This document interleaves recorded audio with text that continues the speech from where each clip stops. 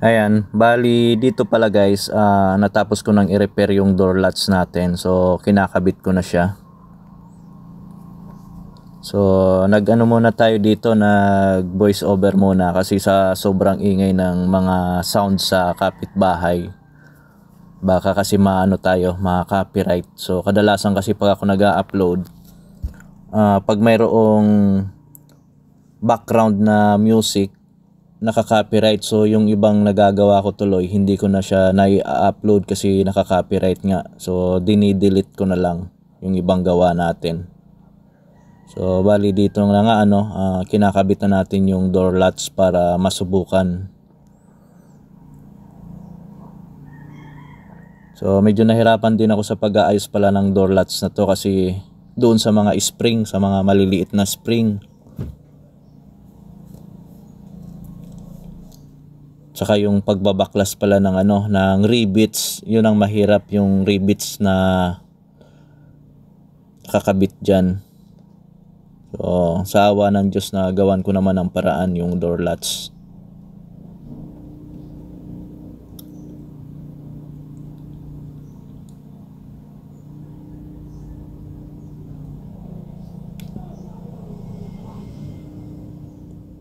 Yan, dito pala hindi ko muna kinabit yung mga cover niyan kasi itatry ko muna siya kung 100% na gumagana ng aba.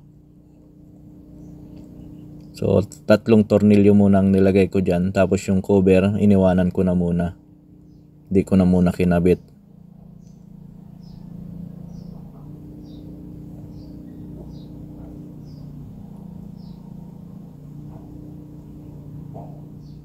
So bali dalawang pangalawang beses na ako dito natawagan ni sir. So dati ang naging problema nitong Ford Everest na to, yung sa fuel lid naman hindi nagbubukas.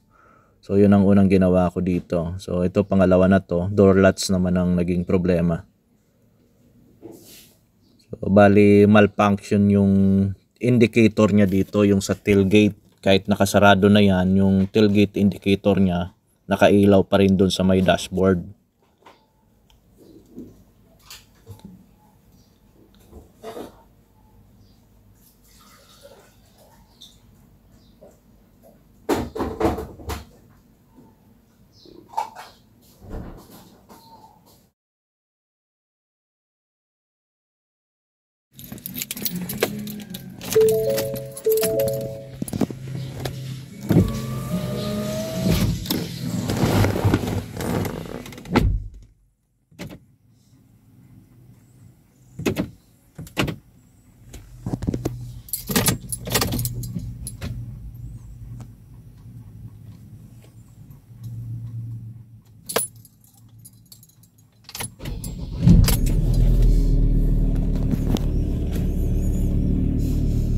So ayun na guys, nakabit ko na nga pala yung door latch natin doon sa likod. Tapos yung indicator natin dito na malfunction, yung sa back door, nawala na din siya. So dati kasi pag ganyan, pag nakabukas ka na, nandyan yung indicator, tapos pag sinara mo na rin, nandun pa rin yung indicator, saka hindi mabuksan dun sa likod. So ito, okay na to, nawala na yung indicator niya dito. So ang gagawin natin, subukan natin buksan dun sa likod kung okay na siya, kung nabubuksan na.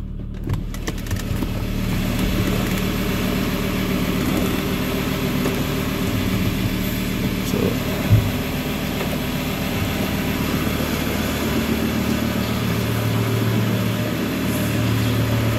dapat mabuksan na to. So ayun, so okay na siya, nabubuksan na. So bali babalik na lang natin tong mga tinanggal. Subukan natin uli isa pa. So ganito yung indicator niyan dati. Ayan, malfunction siya. Kahit nakasarado na, yung indicator na yan nakabukas pa rin kasi malfunction yung switch, yung pinaka door latch nya. So subukan natin isarado uli kung mawala na to.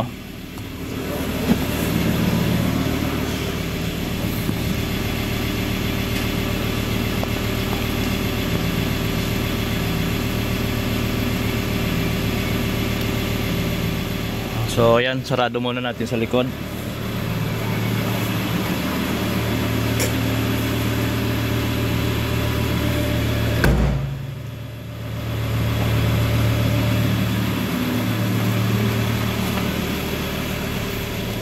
So indicator natin, wala na yung indicator.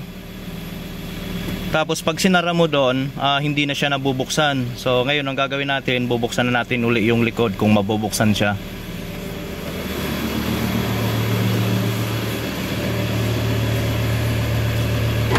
So yun, okay na, one click. So nag-o-open na siya. So okay na to guys. Ibabalik ko na lang yung mga cover niya.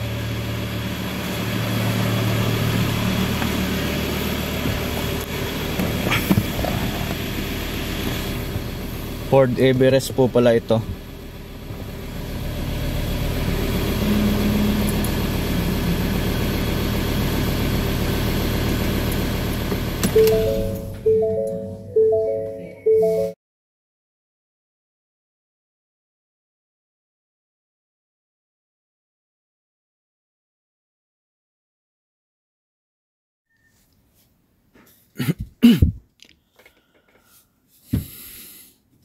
So ayan, dito po pala binabalik ko na yung mga siding cover ng back door.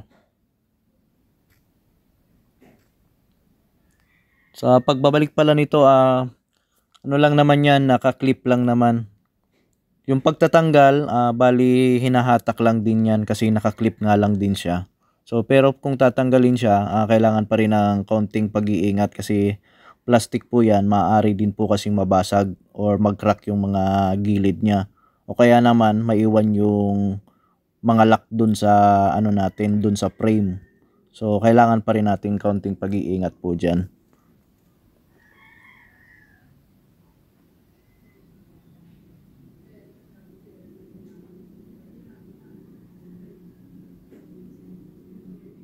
So ayan, binalik ko na yung door handle muna. So bali naka-screw lang din yung ano na yan, ang door handle niya.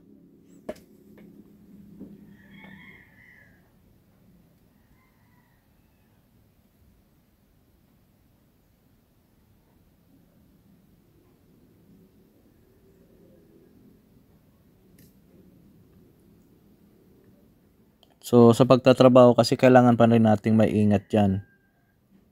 Huwag tayong bira lang ng bira sa pagbabaklas kasi mayroon kasing pwedeng mangyari na hindi natin inaasahan kung hindi tayo hindi natin sasamahan ng pag-iingat.